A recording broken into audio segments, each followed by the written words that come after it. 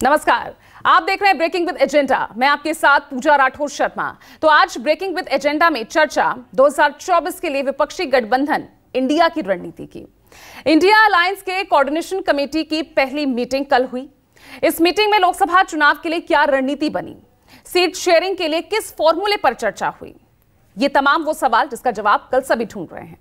दरअसल कल दिल्ली में शरद पवार के घर इंडिया अलायंस की समन्वय समिति की बैठक हुई और इस बैठक में टीएमसी को छोड़कर बाकी सभी 12 दलों के जो सदस्य हैं वो इस मीटिंग में शामिल हुए। इस मीटिंग में कई मुद्दों पर चर्चा हुई, खासकर सीट बंटवारे के फॉर्मूले पर। बैठक में सीट शेयरिंग को लेकर जल्द प्रक्रिया शुरू करने का निर्णय लिया गया है और इसके लिए सदस्य दल बातचीत करेंगे और जल्द से जल्द इस पर निर्णय लिया जाएगा। वहीं समिति ने देश के अलग अलग हिस्सों में साझा सार्वजनिक रैलियां आयोजित करने का भी निर्णय लिया। शुरुआत भोपाल से हो रही है, जिसमें बढ़ती महंगाई, बेरोजगारी, बीजेपी सरकार के भ्रष्टाचार के मुद्दे को फोकस किया गया। इसके अलावा जातिगत जनगणना का मुद्दा उठाने पर भी सहमति बनी। समन्वय समिति ने मीडिया के कुछ एंकर्स के नाम तय करने के लिए अधिकृत भी किया, जिनके शोज में इंडिया अलायंस अपना प्रतिनिधि नहीं भेजेगा। हालांकि अब तक इंडिया अलायंस की ओर से यह तय नहीं हो पाया कि आखिर उनका चेहरा कौन होगा। तो आज इन्हीं तमाम मुद्दों पर हम चर्चा करने वाले हैं और इस बीच सवाल ये कि भोपाल में इंडिया की रैली 24 में बदलेगी चुनावी टैली और मोदी से डर गए इंडिया वाले लड़ेंगे पर चेहरा नहीं बताने वाले। आज इन पर चर्चा होगी। इससे पहले क्या राजनीतिक प्रतिक्रियाएं सामने आई है वो देखिए।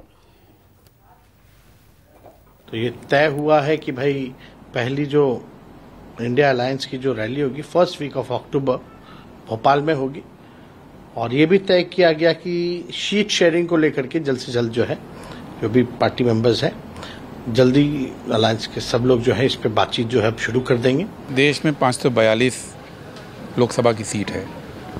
542 सीट के अंदर 1 घंटे में तो चर्चा हो नहीं सकती थी। ये तो संभव नहीं है कि हर 10 सेकंड में हम एक सीट पे चर्चा करते और आगे बढ़ते। प्रक्रिया तय की गई है। प्रक्रिया ये है, जैसा आपने खुद बोला, कि अलग अलग राज्यों में अलग अलग पार्टियों का वर्चस्व है।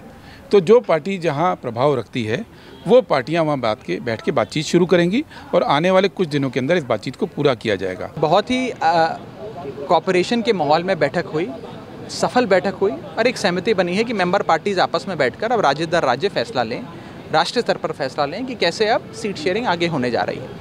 सीट शेयरिंग को जल्द से जल्द समाप्त करने का फैसला भी लिया गया। किसी भी गठबंधन में सीट शेयरिंग एक बहुत ही महत्वपूर्ण चीज़ होता है, उस पर सहमति बनी है कि सीट शेयरिंग जल्द से जल्द की जाए। लोगों को उम्मीद थी कि कौन नेतृत्व करेगा इस गठबंधन का, वो नाम तय करेंगे। कौन यानी प्रधानमंत्री का उम्मीदवार कौन, वो भी तय नहीं कर पाए, उसकी तो चर्चा ही नहीं कर पाए। तो न तो ये नेतृत्व तय कर पाए कि कौन लीड करेगा, न ये तय कर पाए कि सीट शेयरिंग का फॉर्मूला क्या होगा और न ही सनातन के मुद्दे पर ही कोई स्टैंड ले पाए। तो इसलिए कोऑर्डिनेशन कमेटी की आज की बैठक टाइम फिश साबित हुई।